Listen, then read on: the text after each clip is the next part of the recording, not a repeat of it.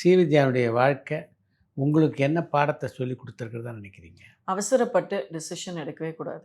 ஏன்னா, ஸ்ரீவித்யா ஆண்டியே எனக்கு சொல்லியிருக்காங்க. அந்த husband I forgot his name. அவங்கள அந்த கிறிஸ்டியன் ஜார்ஜ். ஆ ஜார்ஜ். அவர கல்யாணம் பண்ணிக்கும்பொழுது அவங்க வந்து அம்மாலாம் சொல்லியிருக்காங்க. "கொஞ்சம் பொறுமையா இரு. பார்த்து முடிவெடுன்னு" சொல்லி. அப்படியே டப்புன்னு டிசைட் பண்ணி கல்யாணம் பண்ணியிருக்காங்க போல இருக்கு.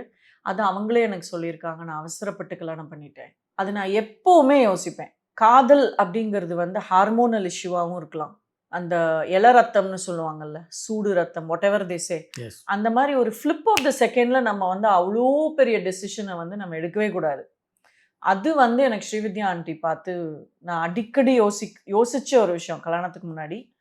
அப்புறம் அவங்களோட அந்த தைரியம். ம். எல்லா சொத்து கித்து எல்லாத்தையும் எடுத்துட்டு போயிட்டாரு அவரு. ஆமா.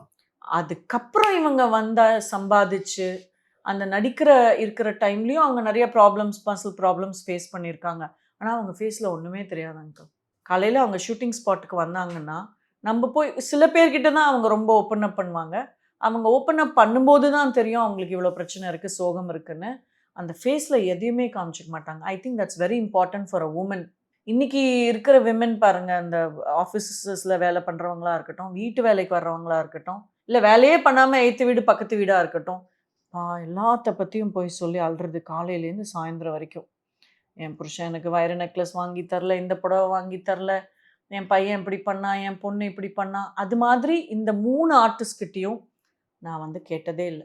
குறைய ஷேர் பண்ணுவாங்க. ஆனா புலம்பவே மாட்டாங்க. ம். இப்படி நடந்து போச்சு.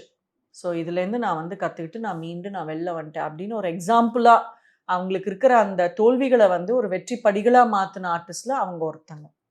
So I have learnt that. புலம்பவே கூடாது லைஃப்ல. நம்மள வீக் ஆக்கிக்கவே கூடாது அப்படிங்கிறத அவங்க கிட்டேருந்து தான் கத்துக்கிட்டேன்.